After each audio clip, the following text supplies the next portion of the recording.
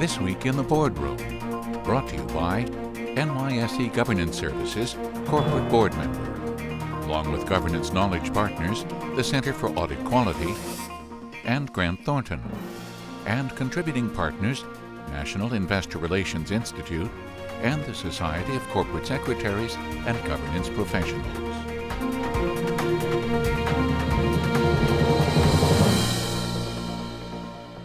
Welcome to this edition of This Week in the Boardroom. I'm TK Kerstetter, Chairman of the NYSE Governance Services, and I am joined by my co-host today, Scott Cutler, who's the EVP and Head of Global Listings for the NYSE. Welcome, Scott. Great to be back. It's great to have you back, and these are the sessions that I enjoy most, where we get a chance to sort of talk about issues that might be sensitive or debate issues. So this time, at this particular show, we're going to talk about the three issues that each of us have that should be on boards' agendas.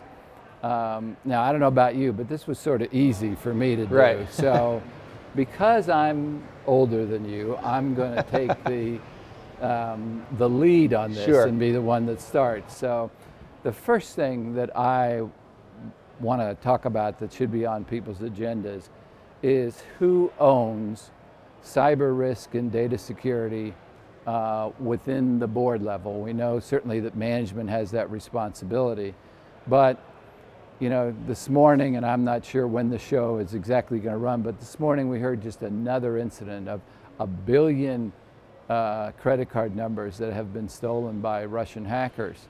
And we saw in the past the Target incident. We are entering an area that is so new and is so difficult to administer or from a board's case to oversee, that we're going to have to rethink sort of how places do that. And for me, it also brings up the issue of the risk committee. You know, I have moved, and originally I wasn't a fan of creating another committee, you know, but and I'd be curious in your thoughts on this. Here's my biggest concern. If you don't form the committee, who owns it? Okay, who owns the risk? Because I don't think you can put it just in the audit committee because their agenda's full. Right. And after that, right, you can't just say the whole board. So, well, I mean, structurally by the rules, the audit committee is assigned the responsibility of assessing risk for the company, and certainly most audit committees come at that from a perspective of financial risk. But I think it's the audit committee's ultimate responsibility. Many of those audit committees, through the board chair, assign that out to create separate committees or create separate work groups around that. But I think it's clear that the ultimate responsibility, and this is how it's placed in the governance rules of the NYSE, does lie with the audit committee. Well, when Dodd-Frank came out, we certainly saw that the financial institutions are required to have a risk committee. It would be interesting. I have not made the effort to go see how that has actually worked, right, and whether you could transfer that in theory to other industries. But I do know this, that if you look at the audit chair and the comp chair, when somebody owns a specific responsibility, it really helps from a board oversight perspective. It right. does not get lost. Right. And I think as we had a whole show dedicated to this topic, but the issue comes up with security, both physical as well as technology. It comes up looking at supply chains. It can be a very broad topic, and I think the things you identify from a technology risk are certainly front and center for a lot of companies today. The top of my list is not necessarily something that I would put on every board agenda, but is an overarching theme that every board has to consider, and that is really what I would call sort of succession as well as talent development.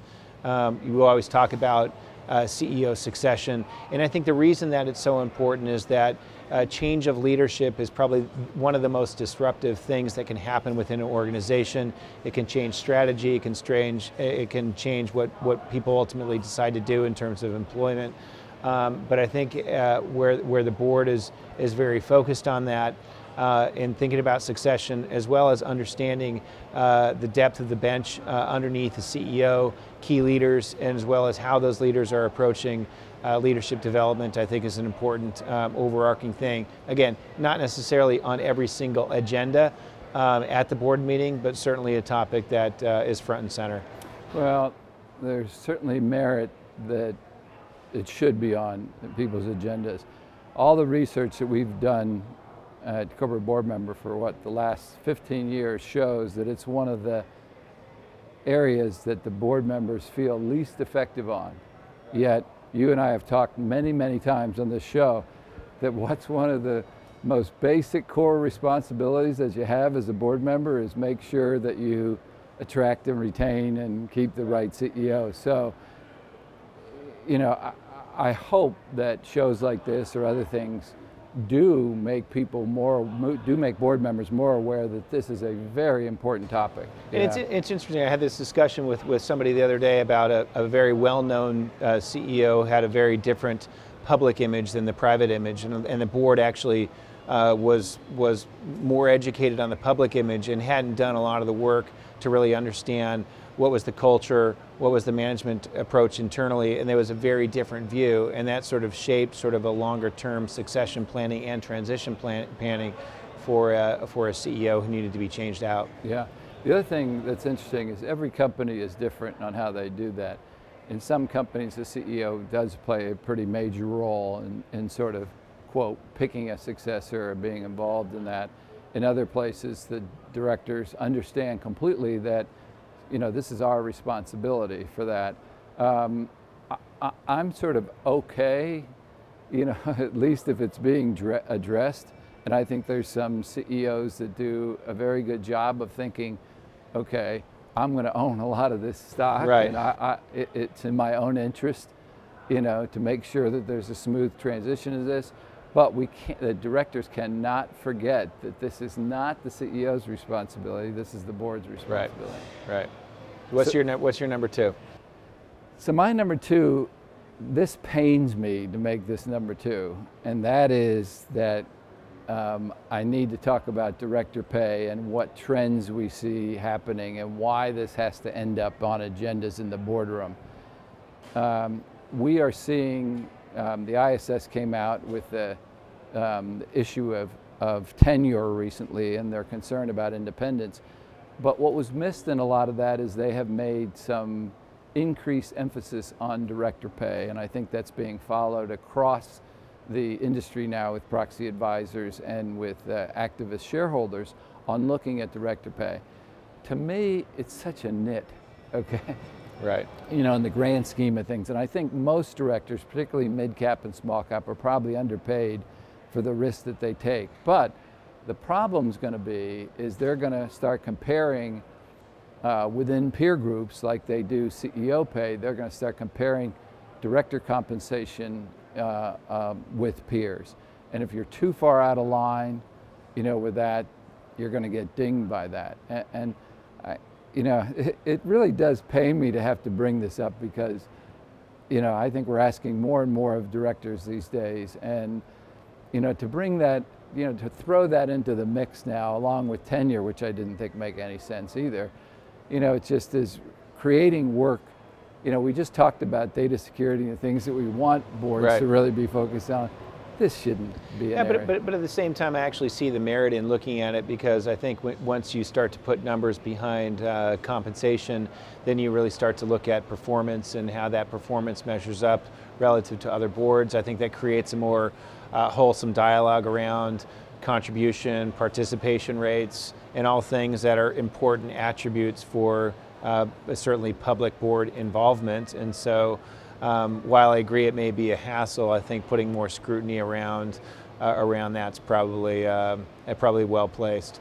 My second is a little bit of a different topic, but it's been a topic that we've talked about fairly extensively over the last number of years, and that is really at a board level, and I think this is on the agenda of every board meeting, and that is the view from the shareholder.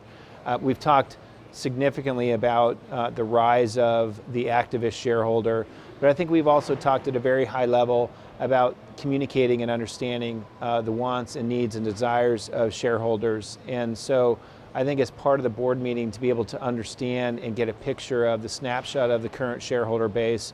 What are the major issues and concerns for shareholders? How is the company addressing those issues strategically? And certainly being in a position to understand things that might be triggers for shareholder activism, certainly in this environment, is extremely important for boards to understand and know. And you cannot understand those issues unless you understand and are communicating with your shareholders. And I think that's extremely important. And then I think measured up against that is certainly, again, the role of the board member is still creating long-term shareholder value. And so again, I think as you understand that view of the shareholder and also appreciate that that view of shareholder can differ based on short-term, medium-term, activist, hedge fund, long-term shareholders, having a holistic view of what that shareholder environment and landscape looks like for a particular company is really important. Well, at our year-end show 3 years ago, this shareholder communication was the topic. So we've been beating this horse for, I would say a good 3 years, and it is still a challenge for many boards to come up with the best way to handle shareholder communications. The risk is, and this is true when you're consulting a lot of corporate lawyers, there's certainly risk in the process of just opening everything up and putting people in front of audiences. At the same time, I think it's right and fair for either the audit chair or the comp chair, and most importantly, the comp chair, okay? The CEO cannot go in front of shareholders and talk about their own pay, okay? So outside of that, the only person really left qualified to answer those questions and have that discussion is the head of the comp committee. But again, I think it is under the constraint if you are going to put directors in a position to interact directly with shareholders, which I think is what you're talking about. I still think that's limited to the areas focused on governance. And so we've talked about the fifth call or that call that's more governance related. I would make sure that I would encapsulate that discussion around those topics, not certainly focused on areas that are certainly within the bailiwick of management. Yeah, agree 100%. And that's the last thing you want to do. You want to make sure that the primary spokesperson for your organization is not a board member, it's the CEO, or the CFO. So, but as you said, in the governance area, there are occasions where, and that's changing the composition of the board a little bit, because people are going to have a skill set to be able to do that. So we've talked about that as well, of how that's changing the directors. So my next would be, on people's agenda, would be board evaluations. And obviously the NYSE requires that there is a board evaluation. We see people handle that in many different ways, okay? But my sort of theory is, as long as you're going to go through a process, you really need in today's times to do an effective board evaluation. An effective board evaluation is evaluating, who's contributing on the board, and if there are people that aren't contributing or don't have the skill sets to help build shareholder value, which is in the end what their responsibility is, then I think there has to be methods for making some hard decisions. And it sort of touches on the issue of leadership, obviously, which is a big thing, but the board evaluation process. Now, I don't think you have to go, for example, peer-to-peer, which is proven to be the most effective every year, okay? Because those evaluations will come up very quickly. But in today's time, you have got to up the process of a board evaluation, and we're seeing it happen.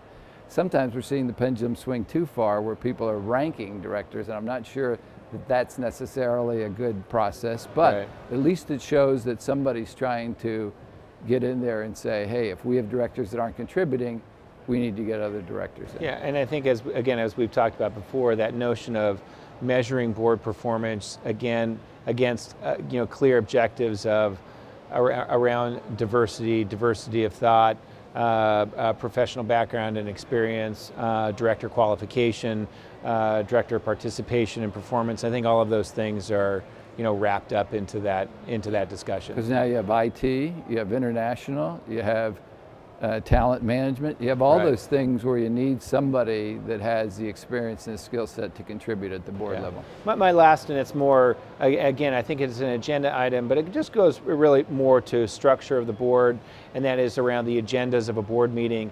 Should very clearly be set up around the committee structure. Obviously, for public company boards, the Nominating and Governance Committee, the Compensation Committee, the Audit Committee, having a report from the chair.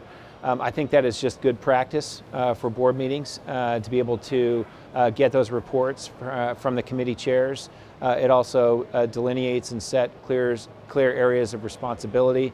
And I think in terms of the way a board should be structured and organized, having that clear agenda with committee involvement, I think is an important part of just board meeting structure. Yeah. It's amazing how much work now is done in the committee setting versus the board. You know, so many of those things used to be board issues. And let's not communicate the wrong thing. It is still the entire board's responsibility regardless of what happens in a committee meeting. But now you see so much happening in the committee meeting, which I think again gets to the support of, you know, what we talked originally about, at least giving consideration to the idea of a risk committee. I mean, look at all the things that we talk about on how your organization can really get into trouble, and you know, that's part of your responsibility on building shareholder value, is to make sure that you have calculated. I mean, we don't want to make risk a bad word, but it has to be sort of a calculated risk-reward kind of situation. Agreed. And that's the big board responsibility. Agreed. Well, listen, as always, thank you. It's always nice when you're in town and you can join us, so we certainly appreciate that. And that will conclude this edition of This Week in the Boardroom. We hope you enjoyed the show. We will be back again next week when we take a look at another critical topic that'll help you be a better board member or committee member. So we'll see you then. Join us again next week for This Week in the Boardroom, brought to you by NYSE Governance Services Corporate Board Member, along with Governance Knowledge Partners, the Center for Audit Quality, and Grant Thornton. And contributing partners, National Investor Relations Institute and the Society of Corporate Secretaries and Governance Professionals.